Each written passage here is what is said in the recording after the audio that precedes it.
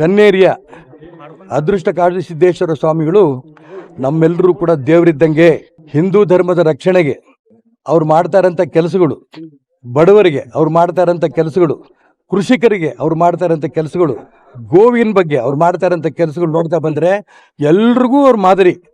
ಅಂಥ ಒಬ್ಬ ಆ ಮಾದರಿ ವ್ಯಕ್ತಿನ ಇವತ್ತು ರಾಜ್ಯ ಸರ್ಕಾರ ಬಿಜಾಪುರ ಮತ್ತು ಬಾಗಲಕೋಟೆಗೆ ನಿರ್ಬಂಧ ಹಾಕಿದ್ದಾರೆ. ಅದಕ್ಕೋಸ್ಕರ ನಾನು ರಾಜ್ಯ ಸರ್ಕಾರಕ್ಕೆ ಈ ಸಂದರ್ಭ ಒತ್ತಾಯ ಮಾಡ್ತೀನಿ, ತಕ್ಷಣ ನೀವು ಅವ್ರ ಮೇಲೆ ಹಾಕಿರೋಂಥ ನಿರ್ಬಂಧವನ್ನು ವಾಪಸ್ ತಗೋಬೇಕು. ಇಲ್ಲಾಂದರೆ ಈಗಾಗಲೇ ನಿಮ್ಮ ರಾಜ್ಯ ಸರ್ಕಾರ ಅಲ್ಲಾಡಕ್ಕೆ ಶುರುವಾಗಿದೆ. ಯತೀಂದ್ರ ಸಿದ್ದರಾಮಯ್ಯನವರು ಆಗಲೇ ಒಂದು ಬಾಂಬ್ ಸಿಡಿಸಿದ್ದಾರೆ. ಮುಖ್ಯಮಂತ್ರಿ ಬದಲಾವಣೆ ದೃಷ್ಟಿನಲ್ಲಿ ಅದು ಡಿ ಕೆ ಶಿವಕುಮಾರ್ ಬಗ್ಗೆ ಚರ್ಚೆ ನಡೀತಾ ಇದೆ ರಾಜ್ಯದಲ್ಲಿ, ಕಾಂಗ್ರೆಸ್ಸಲ್ಲಿ, ಕೇಂದ್ರದಲ್ಲಿ, ಇಲ್ಲಿ ಅದಿಲ್ಲ.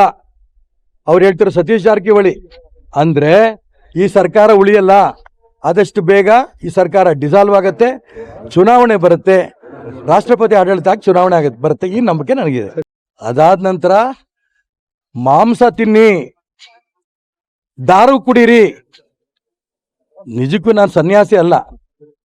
ಅವ್ರಿಗೆ ಸಿಟ್ಟು ಬಂದಿರಬೇಕಾದ್ರೆ ಇನ್ಯಾರು ಕಡಿಮೆ ಸಿಟ್ಟು ಬರುತ್ತಾ ಲೆಕ್ಕ ಹಾಕಿ.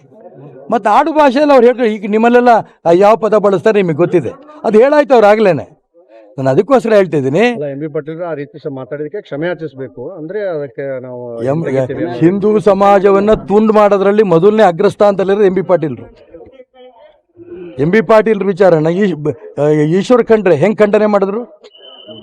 ಅದಕ್ಕೋಸ್ಕರ ಇವ್ರದೆಲ್ಲ ಪುರಾಣ ತಕೊಂಡ್ರೆ ಬಹಳ ಇದೆ. ನಾಳೆ ಚುನಾವಣೆ ಬರುತ್ತಲ್ಲ, ಅವತ್ತು ತೆಗಿತೀನಿ.